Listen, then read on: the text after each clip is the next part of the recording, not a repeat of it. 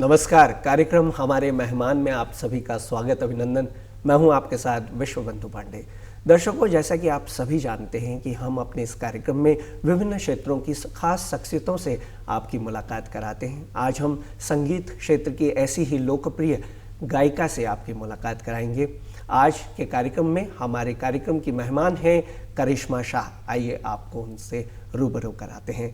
करिश्मा जी, आपका हमारे कार्यक्रम में हार्दिक स्वागत, अभिनंदन। बहुत बहुत धन्यवाद। सभी दर्शकों को मेरा नमस्कार और आपका बहुत बहुत धन्यवाद इतना प्यारा परिचय देने के लिए। जी करिश्मा जी, जैसा कि आपके बारे में हर कोई परिचित है आपसे, तो हम आपके मुखारबिन से आपसे जानना चाहेंगे आपका परिचय, आपके शब्दों में आपकी पारिवारिक पृष्ठभूमि, शिक्षा, दीक्षा और कहाँ से आप आती हैं। जी, तो जी मेरा नाम करिश्मा शाह है। ये आप सब लोग मुझे चाहने वाले, मुझे प्यार करने वाले जानते हैं और मैं गीत गाती हूँ आप सभी के लिए, वो भी आप बहुत पसंद करते हैं। तो मेरा गांव है टिहरी में, घनसाली से आगे भेटी बिनाखाल मेरे गांव का नाम है।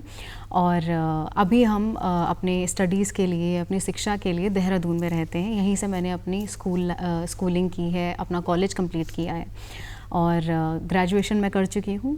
बीएससी मैंने किया है और अभी मेरा संगीत ही चल रहा है और संगीत गाने में गाती हूँ, वीडियोस बनाते हैं हम लोग और सभी लोग बहुत प्यार करते हैं। जी, आप कौन सी भाषा ज़्यादा बोलती हैं? गढ़वाली हैं आप? जी, मैं गढ़वाली हूँ और गढ़वाली में तो हम गाने बनाते ही हैं, आप भी जानते हैं, सब लोग जानते हैं, हम गढ़वाली भाषा में गाने बनाते हैं। पर गढ़वाली भाषा के साथ साथ अन्य भाषाओं में भी हम गाने गाते हैं और अन्य भाषाओं को भी हम साथ लेकर चलते हैं।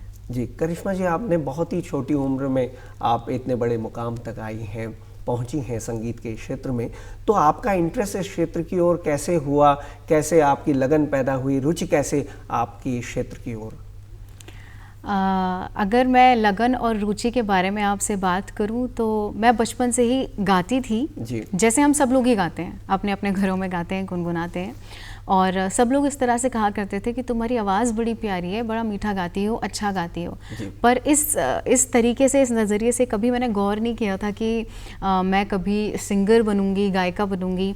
और पापा जो है मेरे आर्मी में है, तो थोड़े स्ट्रिक्ट तो मैं नहीं कहूँगी, लेकिन बहुत क्लियर थे चीज़ों को लेकर के कि बेटा आपको स्टडीज़ में और पढ़ाई से ही रिलेटेड कुछ करना है, क्योंकि हमारा जो फैमिली बैकग्राउंड है वो म्यूज़िक से रिलेटेड नहीं है। तो म्यूज़िक, संगीत से मतलब कोई ऐसा डायरेक्ट नाता नहीं है हमारा। तो पापा हमेशा कहते थे कि बेटा पढ़ाई करो, स्टडीज़ में कुछ करना। तो उनको भी ऐसा कुछ था नहीं आइडिया कि मतलब मैं संगीत में और म्यूज़िक में और इस एंटरटेनमेंट लाइन में चली जाऊंगी। पर जैसे गाती थी बचपन में तो सब लोग प्रशंसा करते थे।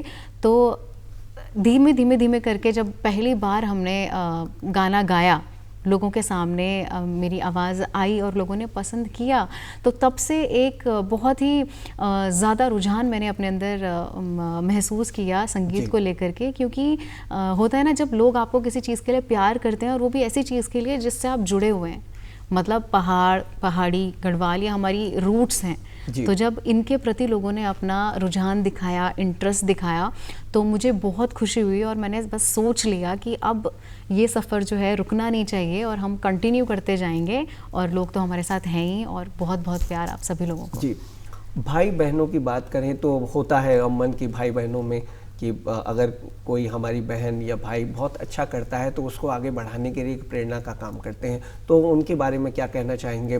पिताजी का आपने जिक्र किया, भाई बहनों की दृष्टि से। मेरा एक भाई है जी, और वो पढ़ाई ही करते हैं। अभी उनका पॉलिटेक कंप्लीट हुआ है। तो जब शुरुआत में मैंने शुरू किया था तो मम्मी, पापा और भाई तीनों लोग इस चीज़ को लेकर बिल्कुल श्योर नहीं थे कि आप ये कर तो रहे हो, लेकिन इसमें फ्यूचर क्या होने वाला है। जाहिर सी बात है, आधे से ज़्यादा लोग जो मुझे जानते हैं वो यही सोचते होंगे कि अगर आप संगीत को ही पहाड़ में, उत्तराखंड में अपना प्रोफेशन बना लेते हैं तो आप कितने आगे तक तो जा पाएंगे, और फ्यूचर एज अ फ्यूचर आप इसे क्या देखते हैं और कैसे देखते हैं। तो यही सवाल मेरी मम्मी, पापा, भाई के मन में भी था। लेकिन होता है जब आप किसी चीज़ से जुड़ जाते हैं तब आप बस ठान लेते हैं कि अब करना है। तो वही ज़िद एक मेरे अंदर भी थी, नहीं मुझे म्यूज़िक करना है, क्योंकि एक इंटरेस्ट जो जागता है वो इतना ज़्यादा था कि उसके आगे फिर ऐसा था कि नहीं बस करना है। तो किया तो शुरू में तो मैं कहूँगी इतना ज़्यादा सपोर्ट नहीं था घर से, लेकिन ये है कि जब उन्होंने देखा कि सब लोग इतना ज़्यादा जुड़ चुके हैं तो उन्होंने भी ये चीज़ महसूस करी कि कहीं ना कहीं ये चीज़ बहुत बेहतर होती चली जा रही है। तो जब मैं आपसे एक किस्सा शेयर ज़रूर करना चाहूँगी कि मुझे पता था कि घर से मुझे बहुत ख़ास सपोर्ट नहीं मिलने वाला है म्यूज़िक को लेकर के, तो मैंने ये बात अपने ताऊ जी से शेयर की। मैंने कहा ताऊ जी, मेरे ताऊ जी प्रिंसिपल हैं, तो हेडमास्टर, तो मैंने कहा ताऊ जी, मैं ऐसा सोच रही हूँ कि मैं म्यूज़िक और इस चीज़ में कुछ करूँ आगे, तो ये कैसा रहेगा। तो उन्होंने 1 मिनट भी नहीं लिया और उन्होंने डायरेक्टली कह दिया कि बेटा करो, जो तुम्हें अच्छा लगता है, जो तुम्हें बेहतर, जो तुम्हारे मन को पसंद आता है तुम बस करो, क्योंकि जो भी चीज़ आप मन से करते हो वो कभी बुरी होती ही नहीं है, वो हमेशा एक अच्छा ही रिजल्ट देती है। और मैं पूरा सपोर्ट करता हूँ और आगे बढ़ो और खूब अच्छा प्रदर्शन करो। तो उन्होंने मुझे बहुत मोटिवेट किया उस चीज़ के लिए और बहुत हिम्मत मेरे अंदर आई वो सुनकर। करिश्मा, कोई ऐसा गाना जो आपके दिल के बहुत करीब हो और आप छोटे से या फिर जब आपने स्कूलिंग कंप्लीट कर ली या उसके बाद आपने जब इस क्षेत्र में कदम रखा, तो कोई कुछ लाइंस हमारे दर्शकों के लिए, जो हमारे व्यूअर्स इस कार्यक्रम को देख रहे हैं, आप गुनगुनाना चाहें? गाने तो बहुत सारे हैं जो मैं बचपन से भी सुनती आई हूँ, बट एक गाना है जो मैं 1-2 लाइन है जो मैं आप लोगों के लिए गाना चाहूँगी। हिंदी गाना है एक, उसके बाद मैं आपको गढ़वाली भी सुनाऊंगी। बिल्कुल। एक प्यार का नगमा है, मौजों की रवानी है, एक प्यार का नगमा है, मौजों की रवानी है, जिंदगी और कुछ भी नहीं, तेरी मेरी कहानी है, एक प्यार का नगमा है, मौजों की रवानी है। जी, बहुत सुंदर। और आप इतना अच्छा गाती हैं कि हर किसी के दिल को आपने जीता होगा।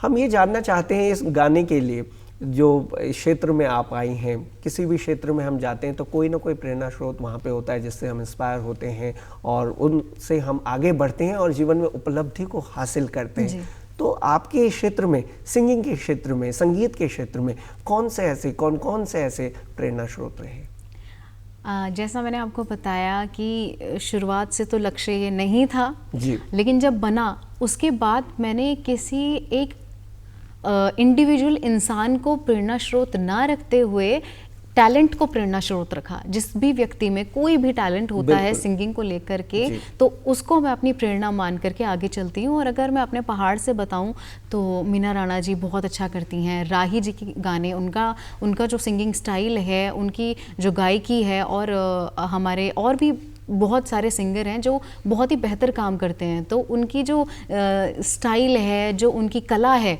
उसको मैं बहुत इंस्पायर करती हूँ हमारे पहाड़ में। और बाकी आप देखें हिंदी गानों में तो हमारे लता जी और रफ़ी जी, और गज़लों में आप देखें गुलाम अली जी, तो सब लोग मतलब इनके अंदर इतना टैलेंट भरा हुआ है कि अगर आप थोड़ा भी चुनें और प्रैक्टिस करें तो आप एक बहुत ही कमाल के आर्टिस्ट बन सकते हैं। बिल्कुल।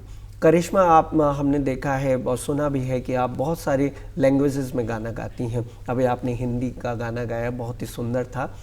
और कौन कौन सी भाषाएं हैं जिनमें आप गाना गाती हैं? जी, गढ़वाली गाने, पहाड़ी गाने तो आपने सुने हैं जी। मैं पंजाबी भी गा लेती हूँ, हिमाचली भी गा लेती हूँ, और हिंदी तो गाते ही हैं हम लोग। तो इस तरह से हम बिल्कुल। और बीच बीच में हम आपके इन विभिन्न भाषाओं के जो गाने हैं वो अपने कार्यक्रम में ज़रूर शामिल करेंगे। तो एक गढ़वाली गाना हो जाए हमारे व्यूअर्स के लिए। गढ़वाली गाना जी, गढ़वाली गाना जो क्योंकि आप घनसाली से आगे बेनेखाल की हैं और गढ़वाल की हैं, तो हम चाहते हैं कि ये गढ़वाली गाना इसमें ज़रूर आप गाएं। जी, तो मेरा गढ़वाली गाना जो आपने बहुत पसंद किया, वो एक तो मंडाण आप लोगों ने बहुत पसंद किया, और दूसरा खुट्टी रोड़ी के आपने सुना होगा, वो लोगों ने बहुत पसंद किया। तो आप मुझे बताएं मैं कौन सा गाना गाऊं? आपको जो आपके दिल में हो वो गाएं, और जो अच्छा हो, जो जिसमें आपने देखा होगा कि जो युवा वर्ग है वो काफ़ी जिन गानों को पसंद करता है, हम तो आपके सभी गानों को पसंद करते हैं। तो ठीक है, पहले मैं खुट्टी रोड़ी के गाती हूँ।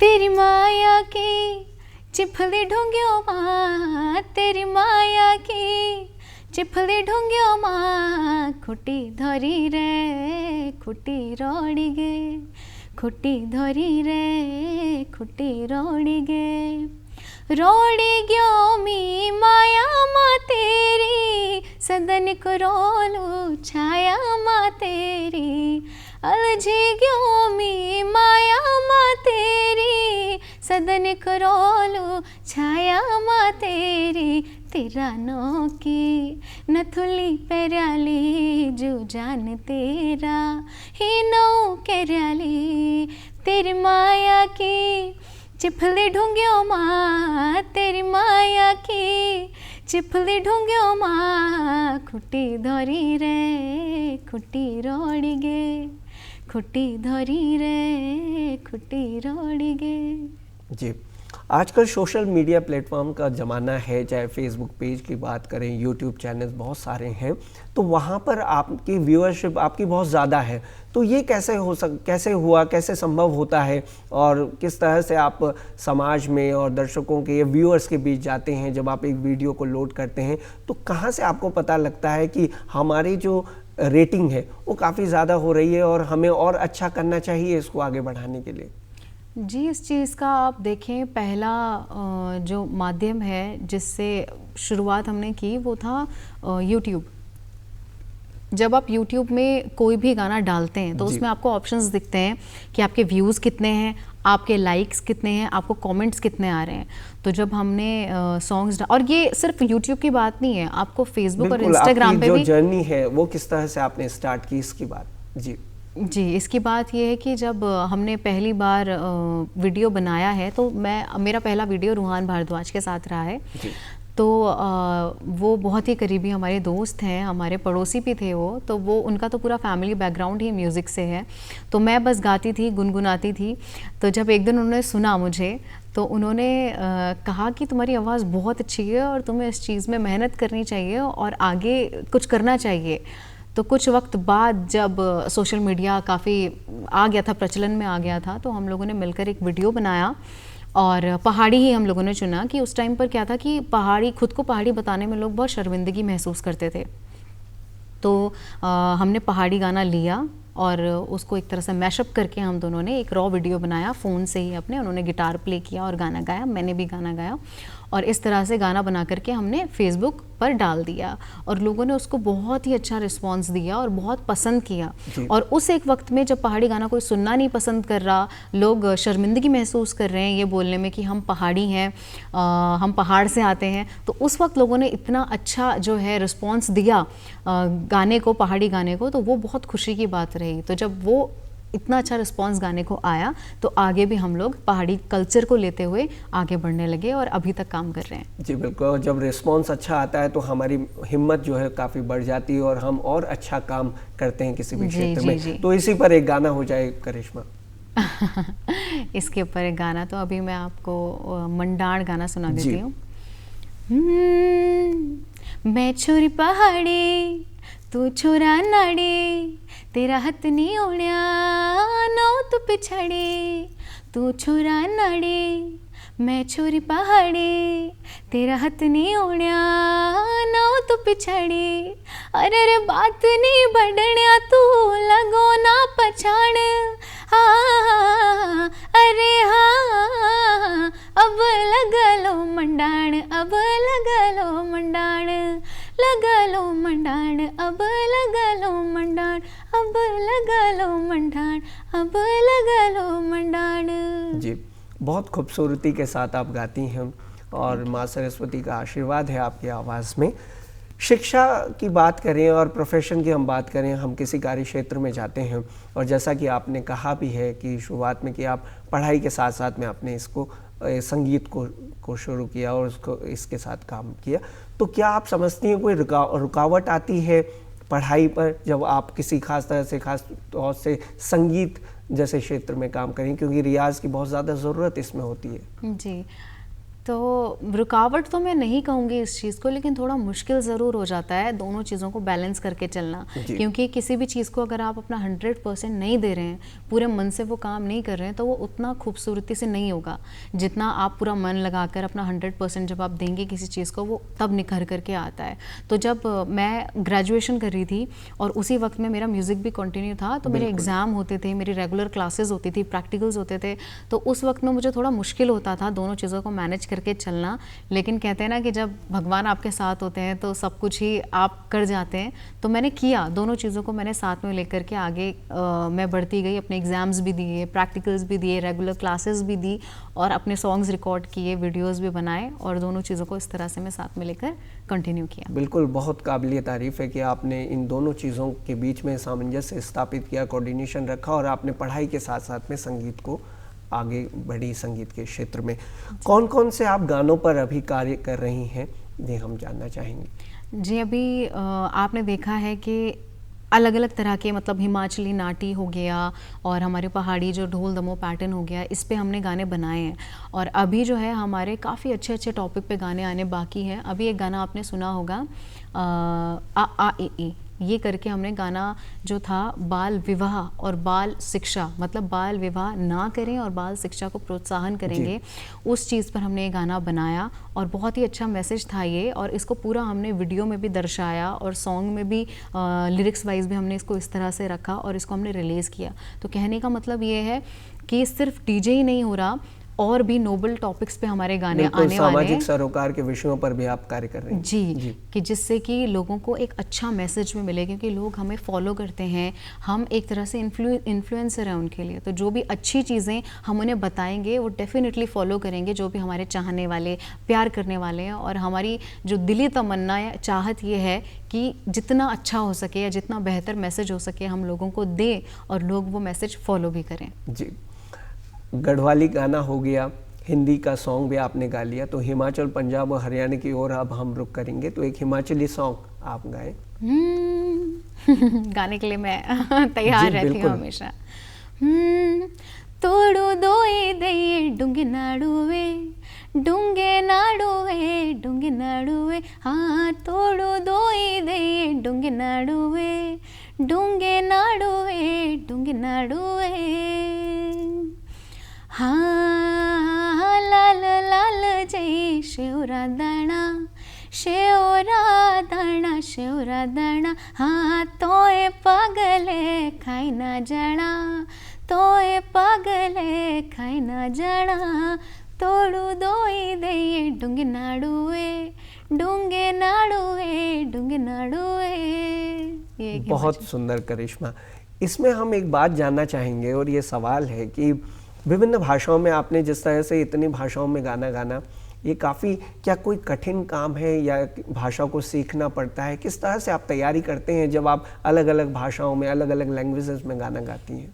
जी, जैसे कि आप एक, हम लोग होते हैं, सब लोग हम एक भाषा बोलते हैं, कोई भी, अगर आप गढ़वाल में भी अलग अलग जगहें हैं तो वहाँ पे भी भाषा बदलती है, कुछ कुछ किलोमीटर पे तरीका बदलता है बोलने का। तो हमारी भाषा, मैं जैसे गढ़वाली है, मेरे घर से भाषा गढ़वाली बोलती हूँ मैं, और हिंदी, ये दो लैंग्वेजेस तो हम आसानी से बोल सकते हैं। लेकिन हिमाचली हो गया, जौनसारी हो गया, कुमाऊनी हो गया, ये बहुत ही अलग भाषाएं। कोई एक व्यक्ति जो ये भाषाएं नहीं बोलता, उसके लिए भाषाएं बहुत मुश्किल हैं। लेकिन जब आप ध्यान से सुनते हैं, ध्यान से गाने की कोशिश करते हैं, समझने की कोशिश करते हैं, तो आप बखूबी उस कार्य को कर जाते हैं। और ना, मतलब जितना आपको पहले वो मुश्किल लगता है कि अरे क्या शब्द हैं, ये तो समझ में ही नहीं आ रहे हैं, लेकिन जब आप उन्हें सुनते हैं और गाते हैं ना, तो आपको समझ में आता है कि ये मतलब क्या है इन चीज़ों का। तो मुश्किल है, लेकिन अगर आप मन से करते हैं तो आपको ईजी हो जाता है, वो आसान हो जाता है। किसी खास ट्रेनिंग की ज़रूरत है इसके लिए? खास ट्रेनिंग मेरे लिए तो मैं कहूँगी मेरा पर्सनल रियाज रहा है। और आप सभी लोग जानते हैं जो हमारे इतने खूबसूरत खूबसूरत गाने लिखते हैं, खुट्टी रौड़ी के जिन्होंने लिखा है, निरपंखी माया जिन्होंने लिखा है, तारा लागुरे जिन्होंने लिखा है, रूहान भारद्वाज के पिताजी मिस्टर ओपी भारद्वाज, वो उन्होंने मुझे हर एक पॉइंट पे हमेशा सिखाया है, गाइड किया है। और हमेशा जब भी मैं गाती हूँ तो मेरी गायकी में आधे से ज़्यादा हाथ उनका ही है कि इसे इस तरह से गाओ बेटा, इसे इस तरह से गाओ। तो हमेशा उन्होंने मुझे सिखाया है। तो मैं कहूँगी उनका भी, जो मेरा सिंगिंग स्टाइल है, जो मेरी गायकी है, उसमें उनका बहुत बड़ा हाथ है। जी, एक और गाना हम आपसे सुनना चाहेंगे, तारा लागो रे जो सॉन्ग। जी अच्छा, तारा लागो रे तो हिमाचल में भी बहुत पसंद किया है सबने जी। तो तारा लागो रे कुछ इस तरह से। तारा लागो रे, तारा लागो रे, तारा लागो रे, तारा लागो रे, तारा लागो रे, तारा लागो रे, तारा लागो रे, तारा लागो रे, हैस छोरा तू दिल खोल के, तेरी मुखड़ी प्यारा लागो रे, तारा लागो रे, तारा लागो रे, तेरी मुखड़ी प्यारा लागो रे, आज साथिये आंगणी चौक, आजा साथिये आंगणी चौक, नाट्य हमारा प्यारा लागो रे, तारा लागो रे, तारा लागो रे, नाट्य हमारा प्यारा लागो रे, तारा लागो रे, तारा लागो रे, अरे देखी ना छोरा तू मुड़ मुड़ के, तेरी चाल आवारा लागो रे, तारा लागो रे, तारा लागो रे, तेरी चाल आवारा लागो रे। बहुत ही खूबसूरत, बखूबी आप विभिन्न भाषाओं में गाती हैं और आपने यहाँ पर ये जो गीत प्रस्तुत किया बहुत ही सुंदर था। रोज़गार की दृष्टि की अगर हम बात करें, हर कोई चाहता है किसी भी हम प्रोफेशन में जाएं, किसी भी कार्य क्षेत्र में जाएं तो आदमी, हर व्यक्ति चाहता है कि इकोनॉमिकली स्टेबिलिटी उसमें आए। तो सिंगिंग को जिस तरह के गाने आज बनते हैं, इस पर आप क्या कहना चाहती हैं कि क्या ये आर्थिक दृष्टि से कितना मददगार है अगर हम इस क्षेत्र को अपनाते हैं? ये सवाल काफ़ी बार पूछा जाता है, मैं सच कहूँ तो, कि आर्थिक स्थिति से आप म्यूज़िक को, क्योंकि मैंने आपको बताया जैसे शुरुआत में कि मेरे परिवार के मन में भी यही सवाल था कि आप इस चीज़ को चुन तो रहे हो प्रोफेशन के तौर पे, लेकिन आप किस तरह से आगे बढ़ोगे और आप स्टेबिलिटी कैसे पाओगे इस चीज़ में। तो मैं कहना चाहूँगी कि इस चीज़ में तो कोई शक नहीं है कि जैसा कि आप गवर्नमेंट जॉब, प्राइवेट जॉब या स्टडीज़ के थ्रू कोई भी आप जॉब करते हैं तो आपके पास एक स्टेबल इनकम सोर्स होता है, यानी कि आपके पास ऐसा एक सोर्स होता है जहाँ से आपको पता है कि आपको एक परमानेंट इनकम आएगी ही आएगी। लेकिन म्यूज़िक में ऐसा है कि आप इस चीज़ को डेफिनेट नहीं रख सकते कि आपको महीने की इस तारीख पर पैसे मिलेंगे, आपको इतनी आमदनी आएगी, तो ये तो है। लेकिन क्या होता है कि आपके पास आज की डेट में अपॉर्चुनिटीज़ बहुत हैं जी, ऑनलाइन सोर्स बहुत हैं आपके पास। अगर आपके पास यूट्यूब है तो यूट्यूब से भी आपने देखा होगा कि आज की डेट में हर एक व्यक्ति जो है, जो भी यूट्यूब पर है, उसका अकाउंट है या फिर वो रेगुलर अपना कंटेंट बनाता है, वो इनकम जनरेट करता है। और मैं कहूँ कलाकार के लिए तो जो शोज़ होते हैं, जो बुलाया जाता है कलाकार को कि आप अपनी आवाज़ में गाने सुनाएं हमें, हम आपको सुनना चाहते हैं, तो वो भी एक रोज़गार का जो है मैं कहूँगी सोर्स है। और ऑनलाइन तो हमने सुना है कि यूट्यूब से किस तरह से इनकम आता है, तो इस तरह से मैं कहूँगी कि ऑनलाइन और ऑफलाइन एक आर्टिस्ट इस तरह से जो है अर्न करता है शोज़ के थ्रू और अपने कंटेंट के थ्रू। विभिन्न सोशल मीडिया प्लेटफॉर्म्स जो हैं उनके थ्रू किया जा सकता है। और एक ये पूर्ण रोज़गार तो इसे कहा नहीं जा सकता है कि ये फिक्स एक हमारा ये है कि यहाँ से एक फिक्स आमदनी हमें आ रही है, क्या इस पर क्या कहेंगे आप? लेकिन अगर आप अपना यूट्यूब चैनल ग्रो कर देते हैं, अपने सोशल मीडिया जो भी आपके अकाउंट हैं उनको आप ग्रो कर लेते हैं और आप रेगुलरली उसमें कंटेंट डालते हैं, तो YouTube भी आपको एक डेफिनेट अमाउंट जो है पर मंथ देता है। तो इस चीज़ के लिए आपको मेहनत करनी पड़ती है कंटेंट पे। इस मुकाम को हासिल आपने किया है, आप काफ़ी फेमस हो गई हैं, तो कितना संघर्ष करना पड़ा आपको? क्योंकि संघर्ष हर व्यक्ति के जीवन से जुड़ा हुआ होता है। हम चाहे किसी भी कार्य क्षेत्र में जाएं, वहाँ हमें नाम हासिल करना है, कुछ उपलब्धि को हासिल करना है, तो संघर्ष के बिना तो ये संभव ही नहीं है। तो इस पर क्या कहना चाहेंगे? जी, संघर्ष तो हर चीज़ में मुझे लगता है कि होता ही है। कोई भी कार्य हम चुनते हैं तो बिना मेहनत के, बिना चैलेंजेस के, बिना रुकावट के तो मुझे नहीं लगता कि कोई भी व्यक्ति ऊंचाइयां छूता होगा। तो मेरे लाइफ में, मेरी ज़िंदगी में भी यहाँ तक पहुँचने में काफ़ी चीज़ें आई हैं, लेकिन मैंने हमेशा हर चीज़ को भगवान पर छोड़ा और मैंने कहा कि बस ये चीज़ आप पे है, और जिस तरह से आप करवाएंगे मैं उस तरह से काम करती चली जाऊंगी आगे। तो मुझे खुद भी नहीं पता कि किस तरह से मेरे सारे प्रोजेक्ट अब तैयार हुए हैं। हमने प्लान किया, किस तरह से बनाए हैं और किस तरह से हमने उनको रिकॉर्ड किया, उनका वीडियो रिकॉर्ड किया। तो मैं चाहती हूँ कि सब लोगों को ये माइंडसेट अपना रखना चाहिए कि जो भी होता है वो इंसान के डेस्टिनी, जो उसकी किस्मत होती है वो उसके अपने हाथों में नहीं होती। तो उसको सिर्फ मेहनत करनी चाहिए चीज़ों के लिए, बाकी तो सब करवाने वाले ऊपर वाले हैं। तो मैं इसी तरह से मेरा जो है काम हुआ है। बहुत मुश्किलें भी आई कि एक तरह से सबसे स्टार्टिंग में फैमिली का बहुत अच्छा, बहुत खास सपोर्ट नहीं था, क्योंकि वो चाहते थे कि मैं स्टडीज़ में कुछ करूं, जो कि गलत भी नहीं है। अगर कोई भी एक डेफिनेट इनकम सोर्स चाहता है तो वो चाहता है कि आपके बच्चे जो हैं वो पढ़ाई करें और पढ़ाई के थ्रू कोई जॉब करें और वहाँ से वो एक डेफिनेट अमाउंट जो है उन्हें मिलता रहे, उनको सैलरी आती रहे। तो स्टार्टिंग में फैमिली का सपोर्ट लेना बहुत मुश्किल रहा, साथ में अपनी पढ़ाई और म्यूज़िक को साथ में कैरी करना बहुत मुश्किल रहा। और जब काम कर लिया और आगे आ गए तो उसके बाद छोटी छोटी चीज़ों पे लोगों का नाराज़ हो जाना या लोगों की उम्मीदों पे खरे बने रहना, कि लोग आपसे जब आप आ जाते हैं और लोग आपको पसंद करने लगते हैं तो उनकी आपके साथ उम्मीदें बंध जाती हैं। वो चाहते हैं कि हम ऐसा सोचते हैं या हम ऐसा चाहते हैं तो आपको ऐसा करना चाहिए जी। तो उन चीज़ों से डील करना थोड़ा मुश्किल हो जाता है। तो आप जाहिर सी बात है, हर एक कलाकार चाहता है कि जो भी ऑडियंस उससे जुड़ी है वो खुश रहे और उसके चेहरे पर मुस्कुराहट ही रहे। तो ये एक बहुत बड़ा चैलेंज रहा। तो इस तरह से मैं इन चीज़ों को रखती हूँ अपने लिस्ट में कि ये चीज़ें मेरे लिए थोड़ी चैलेंजिंग रही हैं। आपने बहुत खूब कहा। पहाड़ की संस्कृति की हम बात करें, आज अधिकतर हम देखते हैं पलायन हो रहा है, लोग संस्कृति से, पहाड़ की संस्कृति से दूर होते हुए चले जा रहे हैं।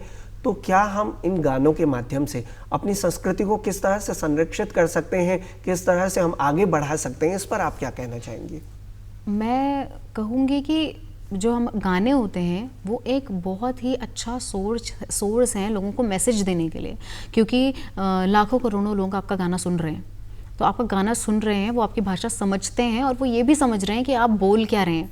तो अगर आपके गाने वो पसंद कर रहे हैं, जिस भी टेक्सचर के गाने हैं, वो जिस भी तरह के गाने हैं, पार्टी सॉन्ग आप कर रहे हैं, डीजे सॉन्ग आप कर रहे हैं या फिर सैड सॉन्ग, रोमांटिक सॉन्ग, कैसा भी सॉन्ग आप कर रहे हैं, तो उस सॉन्ग में अगर आप चाहते हैं कोई ऐसा मैसेज देना हो ऑडियंस को, जैसे पलायन के ऊपर ही आपने बात करी, तो मैं कहूँगी कि अपने सॉन्ग्स में इस तरह से हम मैसेज दे सकते हैं कि पलायन ना हो, और अगर ना हो तो उसके क्या क्या फ़ायदे हैं और किस तरह से मतलब सारी चीज़ें जो है एक ही जगह से सर्कुलेट हो सकती हैं। इस पर आप एक गाना अगर हमारे साथ शेयर करना चाहें, हमें सुनाना चाहें।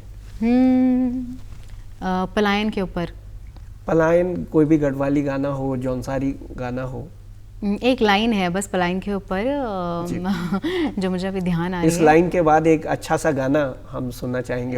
ये लाइन भी अच्छी है। जी बिल्कुल।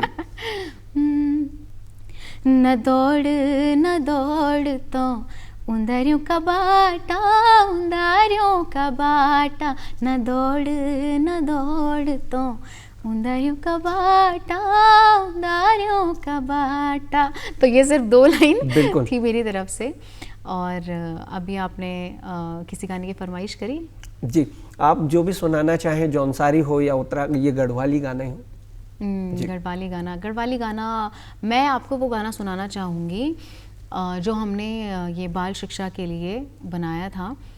तो था मैं मतलब भी आपको इसका बताऊंगी क्योंकि थोड़ा सा कठिन है समझना। तो ये गाना जब हमने रिलीज़ किया था तो इसके नीचे हमने सबटाइटल्स दे दिए थे कि गाने का हिंदी मतलब कि इसका मतलब क्या है, ताकि जो भी गाना देख रहा है उसको मुश्किल ना हो गाना समझने में। तो ये गाना था